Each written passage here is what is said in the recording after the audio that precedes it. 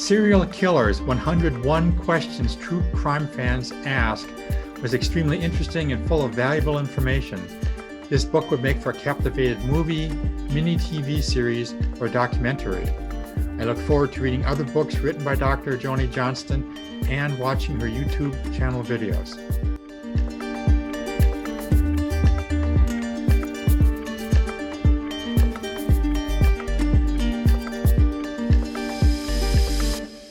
Hi, I'm Paul from Trending Who, What, Where, and When. Today I will be speaking with Dr. Joni Johnston about her book, Serial Killers, 101 Questions True Crime Fans Ask. She will be joining us from Del Mar, California, USA. Welcome to Del Mar, California. I'm Dr. Joni Johnston, clinical and forensic psychologist, private investigator, and author of a new book, Serial Killers, 101 Questions True Crime Fans Asked. Come with me on a journey in this interview to learn about one of the prettiest cities in the United States and a peek inside the dark side of nature. So I'll start by asking you where you would take people if they came to visit when they came to see you in Del Mar. You know, Del Mar is a pretty small little town, but that I think is misleading because there really is something for everyone in Del Mar. We get kind of ignored because La Jolla is our cousin. And of course, that's a world famous little town. But again, Del Mar has its own charm. So depending upon what your likes are, what your hobbies are, here are some of the things we could do. We could go to the racetrack. There is a world famous racetrack in Del Mar with the tagline where the surf meets the turf, because not only can you bet on horses there, you can also look at the ocean and you can enjoy the ocean breeze. If you're a pet lover, particularly if you're a dog lover, we have Dog Beach, which is a beautiful beach that's a little bit separated in Del Mar, where during certain times of the year, you can bring your dog and dogs are off leash, and it is complete, total chaos and fun. Occasionally there is a little bit of negotiating that has to go on, but it really is fun for the owners as well as for the dogs. We have some really great restaurants here in Del Mar. One of my favorites is Jake's Del Mar. It's been around forever, and you really almost feel like your toes are in the sand as you're eating, and you can feel the breeze. And then after you eat, if you wanted to go hiking, we have Torrey Pines Reserve, which is also just a really beautiful area, a little cliff area that's right inside of Del Mar. And you can walk up the hill if you're in good shape, or you can drive up if you're aspiring to be in good shape. And then you can walk in kind of a little desert area, and it goes all the way down to the ocean. We have the kind of famous Torrey Pines trees that I think this is pretty much the only place they grow in the world. And so even though we're a pretty small community, about 4,300 people live here, there really, really is something for everybody. I didn't know the population was that small, 4,300. Well, you know, it's interesting because we have Carmel Valley, which is technically part of San Diego. And so when people think about Del Mar, they think of it as being much bigger than it is, because we all include Carmel Valley as part of Del Mar. But for whatever reason, and I don't know if it's had to do with politics or whatever, but the actual boundaries of Del Mar is all west of Interstate 5. And so it actually is very, really, really small. I laugh sometimes because my grandmother lived in a town about the same size as Del Mar. And the library, which is so beautiful and quaint here, it reminds me so much of this little bitty town in Alabama, which is where I used to go to the library with her. And I used to say, Nana, I think I moved from, Ashford back to Ashford, because Del Mar really is small. I am a clinical and forensic psychologist and private investigator, and also a crime writer. And I come from a pretty long line, I think, of true crime fans. Mm-hmm. And so when I became a psychologist, I specialized in forensic psychology, and I've been writing a blog for Psychology Today for a long period of time. And I've always had a special interest, as many people do, in serial predators or serial killers, and why would anybody do something like that? And one of the hallmarks is that many serial killers will kill strangers. I think most of us can at least understand. We might get into an argument with somebody that we care about, or get into a fight in a bar and things get out of hand and something really bad happens. Hopefully none of us would do that, but we can kind of wrap our head around that. But when you think about somebody just targeting somebody they don't know and doing these horrible things to them, it's very difficult to comprehend. So anyway, over the years, I've been doing this blog now for, over 10 years, I've just gotten so many questions from different readers about serial killers. What is a serial killer? Why do they do what they do? Are there female serial killers? And so I literally began, I guess about 5 years ago, keeping a list of questions that I got.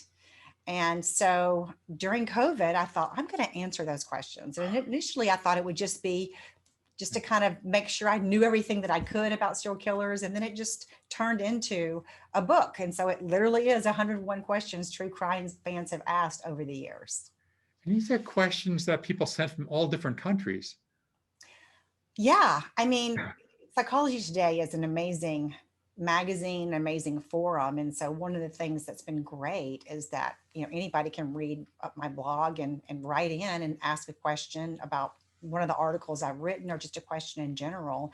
And so I did collect these questions from readers from all over the place. And I guess the other part that the book really did help me do is just to make sure, as I mentioned earlier, that I knew as much as I could. But we tend to be, I think, very focused, as many people do in their own country, about what happens in our country and not look so much at other countries.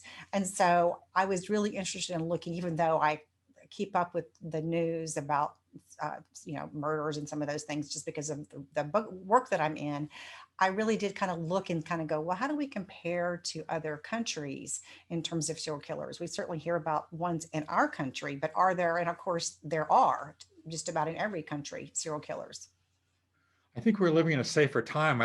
In your book, it went back sometimes 100 years and looked like some of those people were capable of killing hundreds of people, which it looks like at this day and time, that's less likely to happen. It's so interesting for you to say that, well, because I think that is not what most people think. And I think you are absolutely correct. We are living in a much safer time. The violent crime rate in the United States has gone down drastically, even in the past, 20 to 30 years. I think what's happened is that we hear so much about what does happen with social media and with all the different news outlets. And so, unfortunately, I think it does perpetuate this myth that, wow, we are living in the most dangerous time that there's ever been. And in reality, that is not true. One of the things that is also interesting, though, is that when you look at the same time that violent crime is going down, there seem to be a lot fewer serial killers, certainly in this century than there were in last century. We don't know exactly why, but in the United States, the 1970s, 80s, and 90s seem to be the heyday of serial killers in the United States. It's gone way down since then. It is interesting that you look at the solve rate, though, of homicide, and the solve rate appears to have gone down. And that's something I think that we're trying to figure out. So it may be that the violent crime rate has gone down, but those that, get away are maybe more sophisticated. Maybe they're watching all the true crime shows that the rest of us all are and becoming more sophisticated, I think, in terms of how they operate. So in your notes to me, you said you'd like to talk about some of the courage the victims and their families have shown. I am always in awe of some of the stories that, you hear about. I mean, obviously, when you're talking about serial killers, a lot of times we're talking about victims who have been murdered. And so they don't necessarily they don't survive to tell their story. So a lot of times what you're talking about in those cases are family members who have turned a horrible tragedy into a crusade, either to help other victims or to pass legislation that helps protect other people. A good example of that is in the San Diego area. We had a man named John Gardner who killed two teenagers in two separate occasions. So technically met the criteria for serial killer, a 14-year-old and a 17-year-old. And it was just a horrible, as it always is, just a horrible, horrible thing. And his last victim, Chelsea King, was literally jogging in an afternoon at a park with her dog, and she was abducted and murdered. And as a result of her family's activism, they not only do a lot of fundraising for different causes, but they were really the impetus for passing a law called Chelsea's Law in California, where some violent sexual crimes now literally are one strike crimes, meaning if you do something that's that horrendous, you don't really get another chance. There's a mandatory life without parole penalty. And so when you look at a lot of legislation that's come out that is kind of victim friendly or helping to alert people that, the Amber Alert, where we all know what an Amber Alert is now. Of course, that was spearheaded by the family of a victim.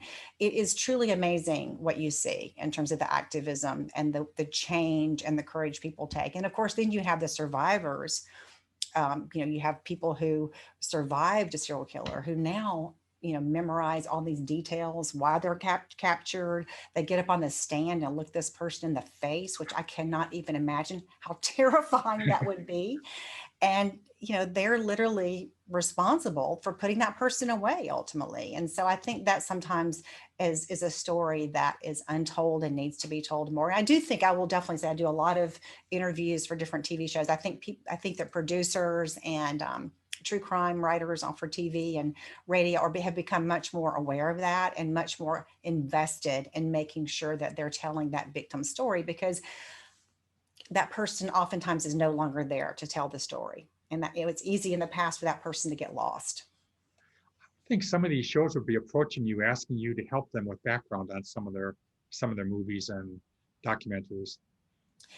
It's interesting. I absolutely love that part of it. And I am occasionally asked to do that. And it really is probably my favorite thing to do, because it helps me from a media standpoint, because it helps me make sure that some of the common myths, again, that a lot of us carry around with us. For example, one of my soapboxes, I won't get on it too long, but the whole issue of, mental illness and violence that is so linked in our country. Whenever we see somebody who's committed a mass shooting or a serial killer, inevitably it's linked to mental illness. And, it's true that, a very small, I think about 4% of violent crimes are linked to mental illness, but I'm saying 4, meaning about 96% are not. And I think it's because it just makes common sense to think, okay, if somebody does something so horrible, they must be crazy to do it. And I'm not saying that that person is well adjusted necessarily, or that person is psychologically healthy, but the odds of that person having schizophrenia or a bipolar disorder, or some of the things that when we think about mental illness, what we're really talking about is pretty slim. And so I love being able to be a part of, of a TV show, and just to be able to make sure that that's clarified, or that we're not perpetuating a myth that really hurts people that are in many respects less likely to commit violent crimes, except maybe against themselves, than the average, the general population. This is kind of an interesting quote, because it's about female serial killers, which I think is something that we don't hear a lot about. Would you be surprised to know that during the first 30 years of the 20th century, women made up 30% of all serial killers? Today, it's around 10%. But don't count lady killers out. What female serial killers lack in numbers, they make up in longevity. These quiet killers get away with their crimes twice as long as their male counterparts.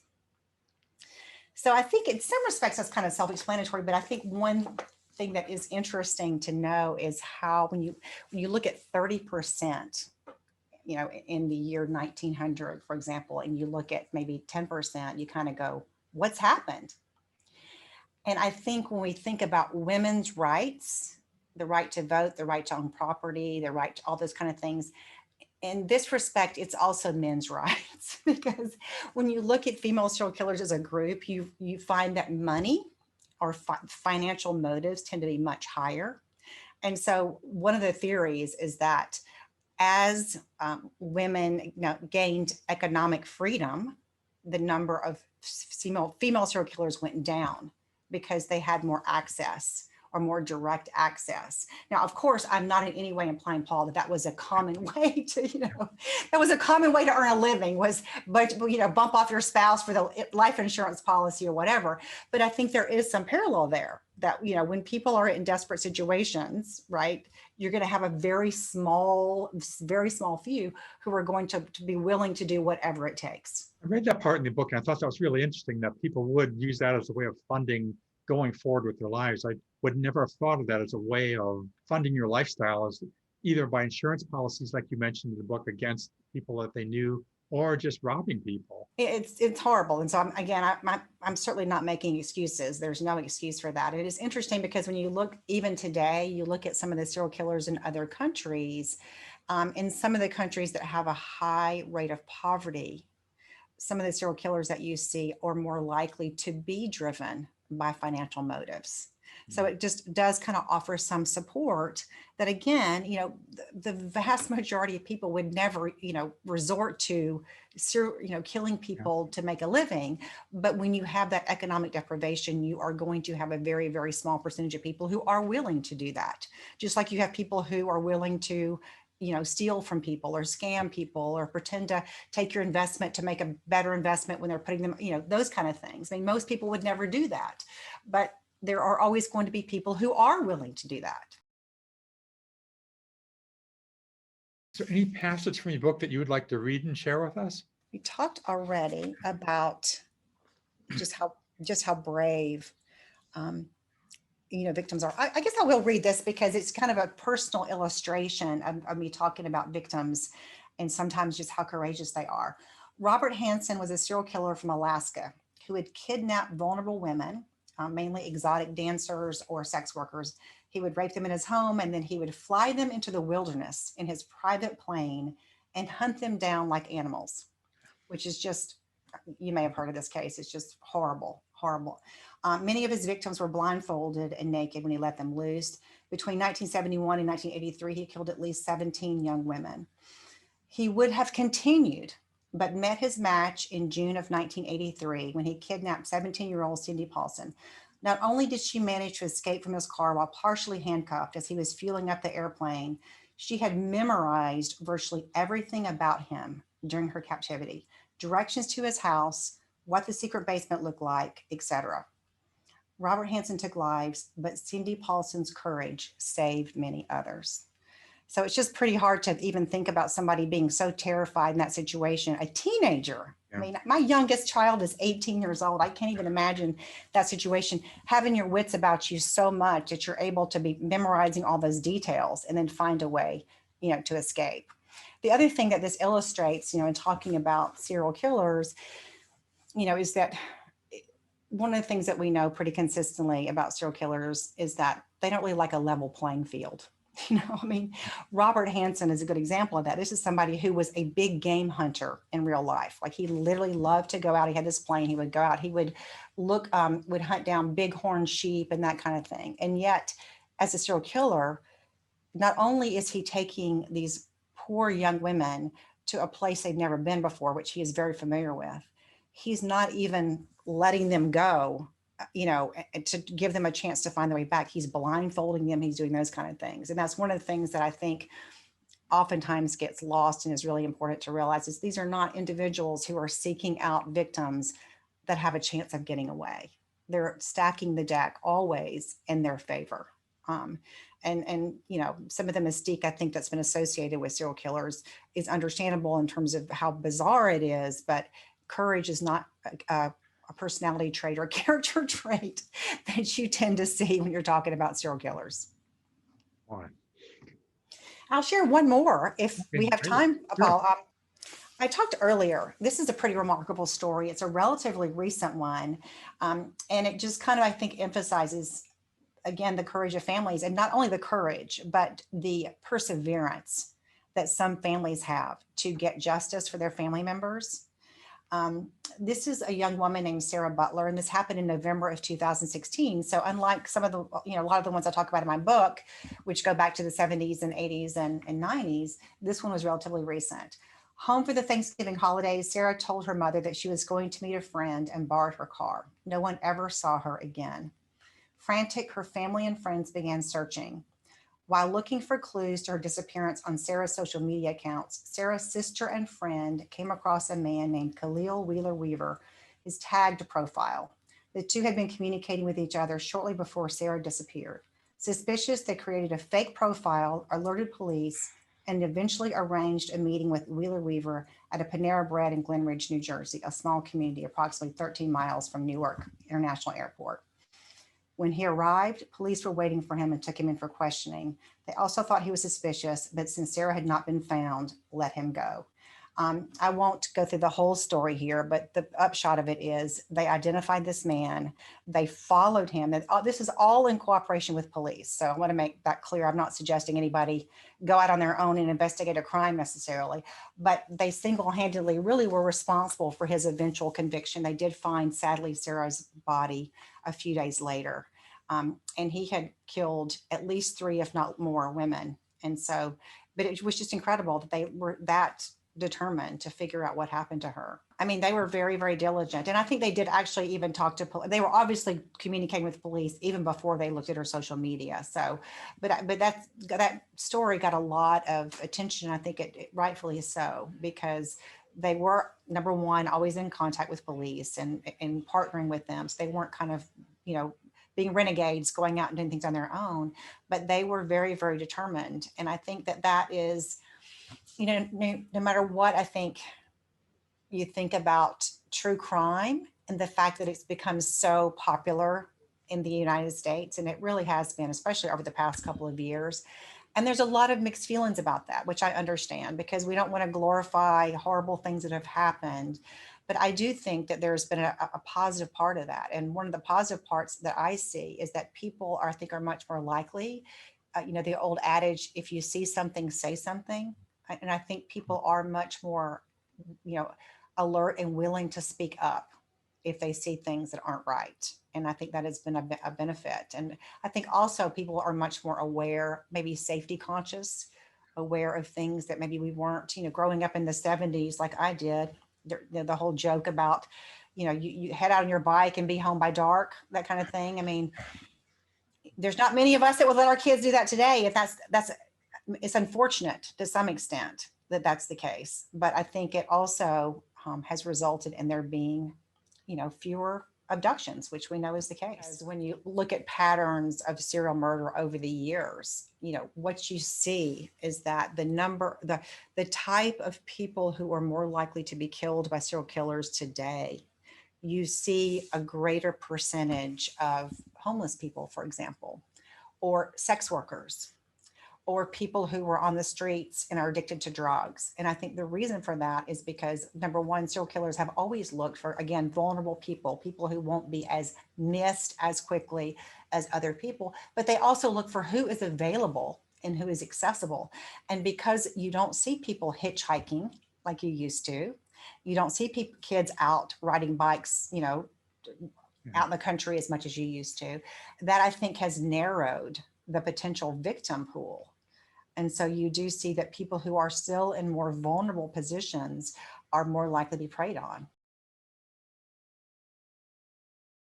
I have a whole list of different things you've done in your career, working medium maximum security prison and the Board of Parole for the Superior Court of San Diego. A lot of these things I'm very lucky that I'm able to do simultaneously because I have my own practice. I did actually work inside of a medium maximum security prison for 2 years, and that was really interesting. And one of the things that was really interesting to me about that is I started out my career working with victims. I worked a lot with child abuse victims, sexual abuse, physical abuse, neglect, that were families that were court ordered into treatment. So I started out working with victims, and it was a really interesting experience to now go from working there to then eventually working in a prison population where you think, well, these are the predators, these are the perpetrators. And of course that there's some truth to that.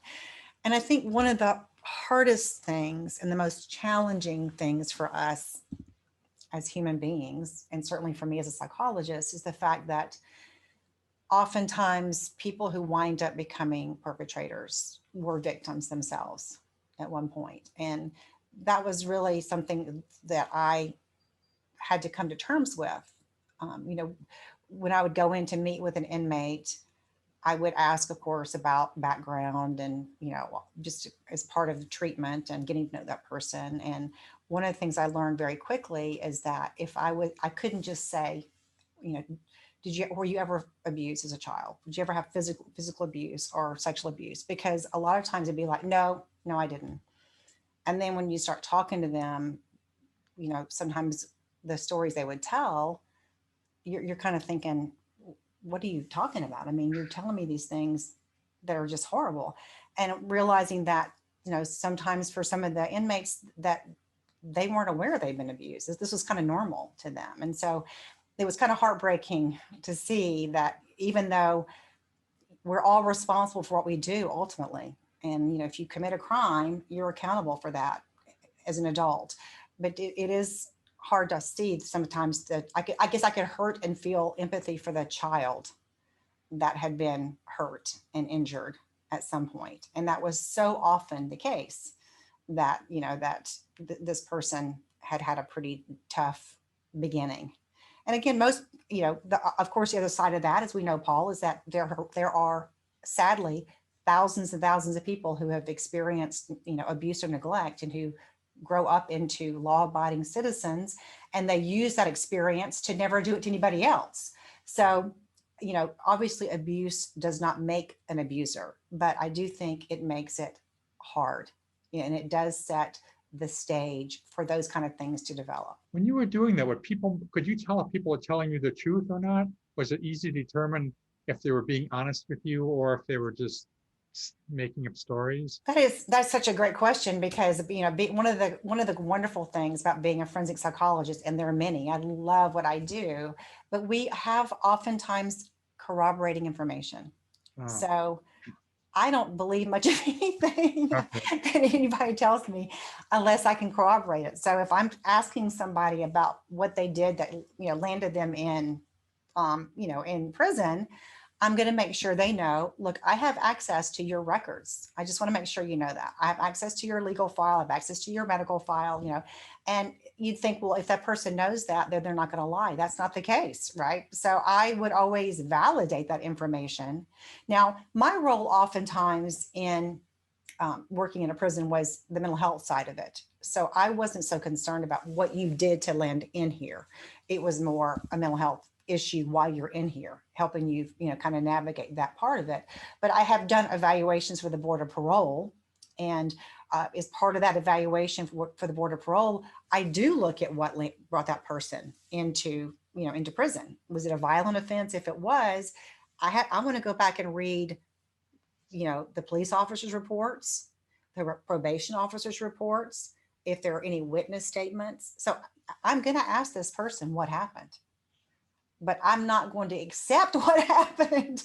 That is like one piece of the pie, right? This is your piece. Here's everybody else's piece. Then I have to make some kind of determination or judgment, because obviously with our friends and family, we hope we have the kind of relationships that, we don't need to like validate what they're telling us. But I do think sometimes, I don't know, in dating relationships, particularly sometimes in these online dating relationships, doing a little due diligence might not be a bad idea, for people, especially at the beginning of a relationship, because, you just don't know. And when people have a compelling reason to lie, I get it. I mean, I don't ever take it personally if somebody's lying to me. If I'm doing an evaluation for court and that person is in their best interest, either to look mentally ill, I understand why that person might pretend to be mentally ill. My job though is to try to figure out if that's real or not. You also are an author for Psychology Today. Yeah, I think I mentioned earlier, I've been doing a blog for them. There's many bloggers for Psychology Today, and mine's in the law and crime area. It's called The Human Equation.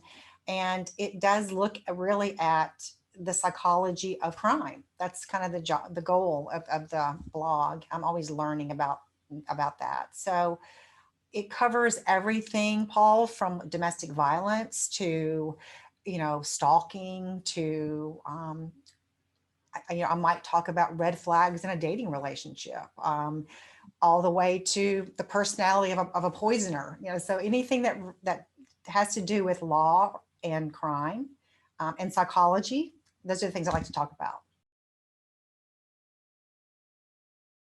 You have a huge following on YouTube for your channel. I mean, I love doing it. It started out as like a little passion project, and it still is a passion project. The problem is I just have overcommitted myself to too many things. And a friend of mine has a much bigger YouTube channel, much bigger. And he has told me, the one thing you have to do is be consistent. That's the one thing. Well, that's the one thing I have not done. I'll do one and then a month goes by. So that's one of my goals, is to become a little more consistent, because I think there are some amazing true crime YouTube channels out there. But one of the things I want to do is take a case and then talk about the psychology part of it. And so I'm hoping to be more consistent with that, but I know hope does not make it happen. I don't know that it's for everybody, but it certainly is for me. And maybe I become too perfectionistic about it. And, it's an ongoing challenge for me and a goal. I honestly am so appreciative that some of the videos have gotten as many views as they have, because I feel like it's in spite of me, not because of me, that's happened. I think you're picking interesting stories, and I think people look for that. Well, I appreciate that. That certainly is what I'm aspiring to do. So you've 3 other books in addition to the one that you just published. It looks like you did 2 different Complete Idiot's Guide, which I thought were interesting. And the appearance obsession, what an interesting subject.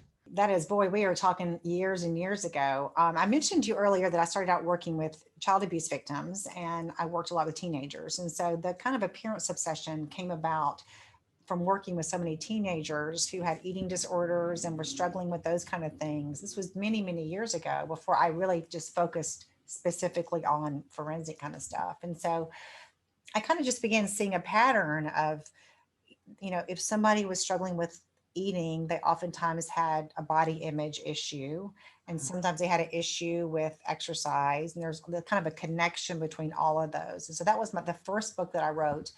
Gosh, I mean, like I said, years and years ago. And then I absolutely loved writing The Complete Idiot's Guide to Psychology. That was so much fun, because I think one of my challenges is I love learning. I love learning. And sometimes I think I don't focus in enough, specialize. I like learning about everything. And so I had an agent at the time, and it just drove him crazy, because he would always kind of say, just stick with teenagers, or, and I'd be like, I can't. I mean, all this is so interesting. And so when this project came available about The Complete Idiot's Guide to Psychology, he laughed and he called me up and he goes, "You are the perfect person to write this book, because you like everything about psychology." And I did. I had so much fun writing that book. And then after I wrote that book, I'm sure how the kind of in the business world too, like, if you did good on this project, here's another project, or you're interested in that. That's how The Complete Idiot's Guide to Anxiety came about, is that I'd written The Complete Idiot's Guide to Psychology, and I have some history of anxiety myself, which I've been pretty open about in my past. And so when they asked me to write that book, I thought, that isn't a stretch for me, in terms of, I know what that feels like. I haven't just seen it, but I've experienced that. And so I wrote that book. And then after that, I'm like, wait a minute, you're writing these books, but you're a forensic psychologist. So I was asked to write another Idiot's Guide. I'm like, let me focus on what I'm doing, because it didn't make a lot of sense to be working in prisons or the superior courts and those kinds of things, and then writing clinical books that were more general. So the book that I wrote recently, the serial killer's book, is more consistent with what I've been doing over the past 10 to 15 years. You do conference presentations. I do. I don't do them as much as I used to. I used to do webinars quite a bit, and I've actually gotten a few inquiries recently about doing some presentations on my book, Serial Killers, just more of a general information, which I may start doing. But I don't do as much as I used to. And I'm trying to kind of stay focused in my wheelhouse. Yeah. What happens is I wrote an article recently about financial fraud for an insurance organization. And they said, "Oh, would you come speak at our national conference in December?" And at first I started to say yes. And then I thought, I really am in the criminal arena. I got interested in insurance fraud because I was involved in a couple of cases where somebody had been murdered for insurance money, but I was really more in the murder part of it than the insurance fraud part of it. So you belong to a lot of professional associations. I do. There are some wonderful organizations. I'm so, being a forensic psychologist and a private investigator, even though I don't do investigative work very much, I like learning about it. And I used to do some workplace investigations on employee misconduct and those kind of things. I was never the person that went out and took pictures if you're having an affair on your husband or wife or whatever like that. But I think because I have these two different, I guess, credentials, I subscribe to, or like to be affiliated with both worlds. And so there are so many really great organizations out there. Not just the American Psychological Association. I'm also a member of like a lot of different writing groups. Sisters in Crime is one that I'm a member of. And so there's just, you know, there's so many incredible organizations for people that have so, and you know why I'm a member of them mainly? It's because as I mentioned, I love learning. And they're always having webinars and these kind of things for where it's an aspiring writer or whether it's a CLE or, for psychology, a CE credit or whatever. I really enjoy that.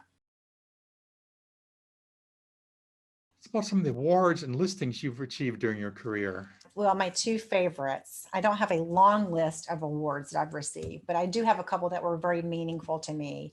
And one was being named an alumni of the year for my clinical program in Florida several years ago. And that was not only a complete shock to me, but it was just such an honor because you're graduating with people that I really respected and I've gone to school people I respected. And so to be nominated and to receive that honor and to go back and give the kind of commencement address for the doctoral graduates for that year really was very meaningful for me. And I still just feel touched by that. And then the other one that was probably really meaningful to me is for a period of time, UCSD, which is University of California in San Diego, they have a TV station, just a university TV station.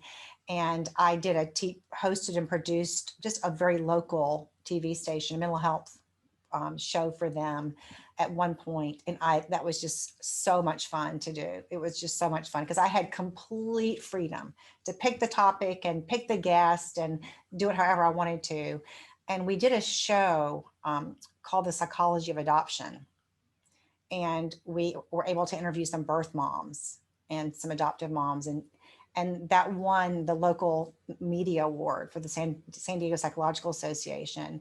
And that was so meaningful to me because there's such a stigma around birth parents and, giving your kid away. And yet some of the bravest people I've ever met have been birth parents who have made the decision, I cannot parent this child for whatever reason. And we're able to make that determination. And so it was just a very meaningful topic for me. And I think the other thing that I loved about that particular show is it also debunked some of the common assumptions that people who are adoptive have more problems.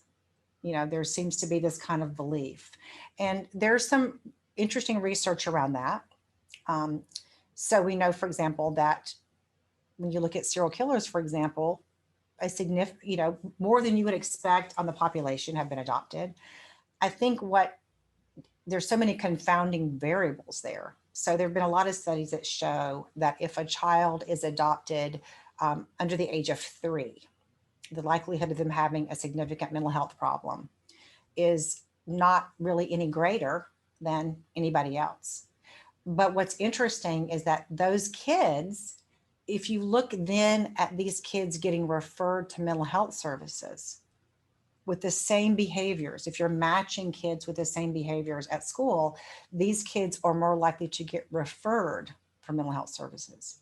So it's very tricky, right? And that there's all these variables. So we know that perception that adopted kids have more problems tends to color adults and sometimes teachers and that kind of thing in terms of how seriously they interpret those behaviors and how likely they are to refer. So it's a very complicated topic and we could talk about it for a long period of time. but I was very, very thrilled that that particular show, because it was challenging and, they're very challenging. And there's lots of different opinions about that, that was so well received.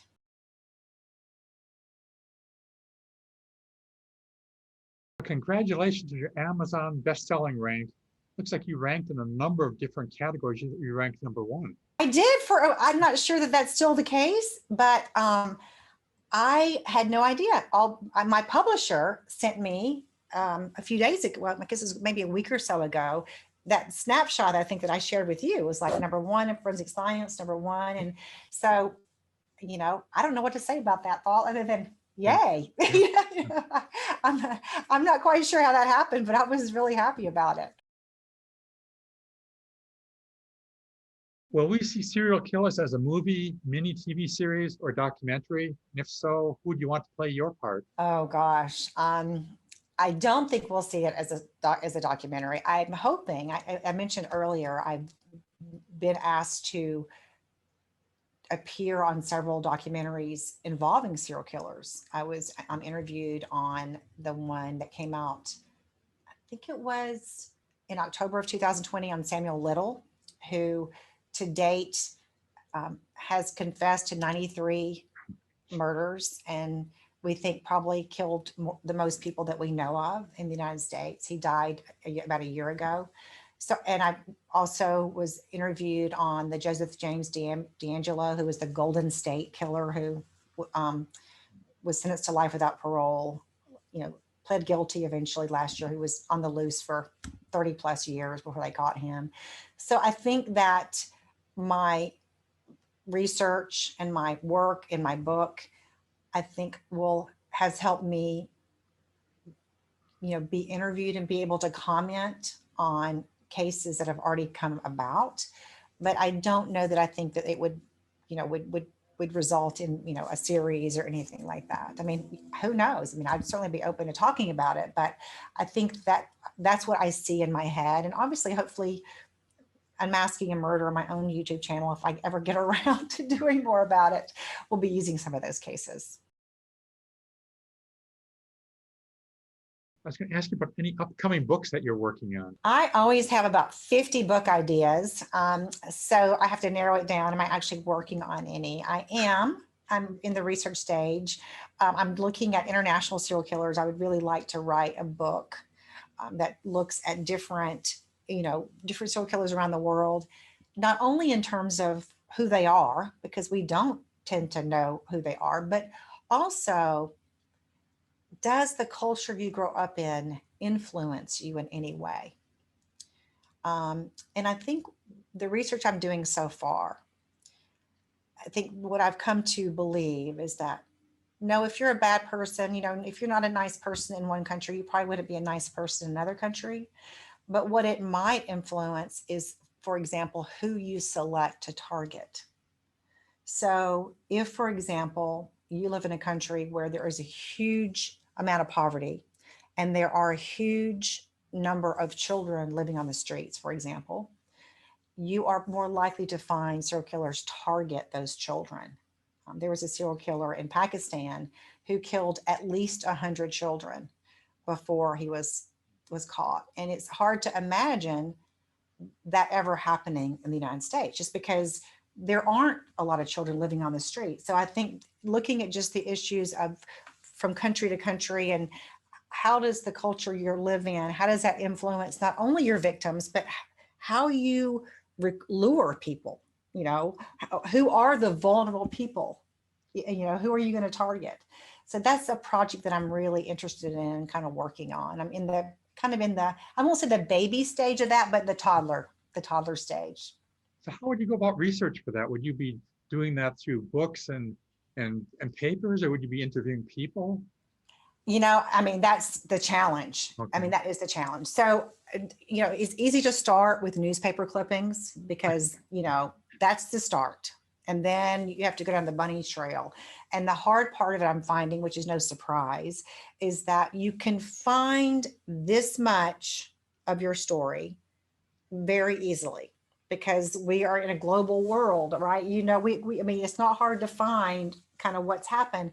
but to get the fuller picture. And what happens is I start realizing that this piece right here is just duplicated over and over and over and over again. So I can read 100 articles about it, but it says exactly the same thing. In order for me to get this part of it, which I want, that's the hard part. Now I'm going to have to either find an interpreter, get translations for smaller newspapers, try to find sources. And that part of it, I've started a little bit reaching out. I've figured out how do you find journalists in other countries and how do you find freelance journalists. Then it becomes practicalities, access to interview people, and just the money part of it. I mean, the translation. I mean, so that's probably going to be a long-term project for me, but it's not something I'm going to give up on. You know, I would love people to check out my YouTube channel and my Psychology Today blog. You know, as I write more things and, you know, hopefully I'll be putting those on there. So it's an easy way to keep in touch with me. Also my website, which is drjonijohnston.com, also has a lot of information about what's available. You have a good website and it has all the different links easily available so people can see what they like and click on it.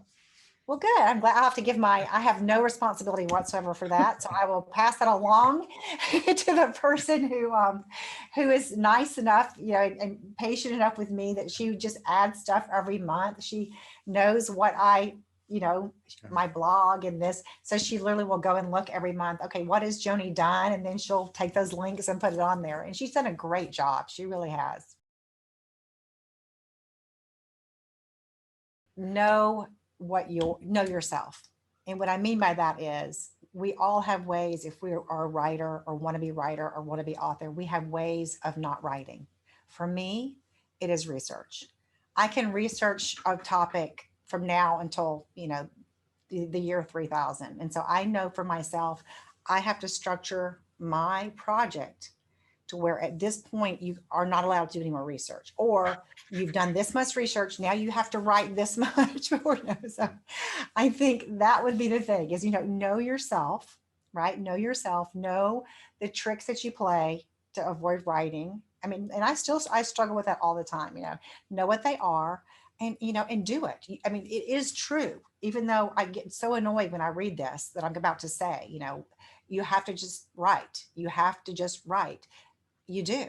And that is one of the things I'm always reading about writing because I want to be a better writer and I want to write more and that kind of thing. And I hear that from people over and over again. And one of the things that's been most reassuring to me is I don't think of myself at all as a natural writer. It is not easy for me. And I always felt like if I was a real writer or a real author, it would be easy for me.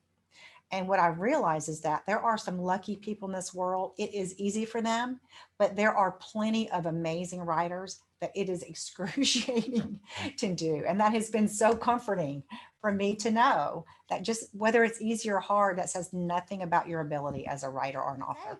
Come to San Diego. We get 35 million visitors every year. Only 3 of those have been serial killers in the past 30 years.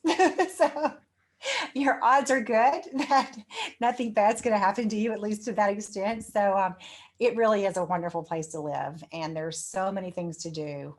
And it's just, you know, the weather is unbeatable almost. So, you know, please consider adding San Diego to your bucket list and give us a visit. Thanks for having me. I really appreciate it.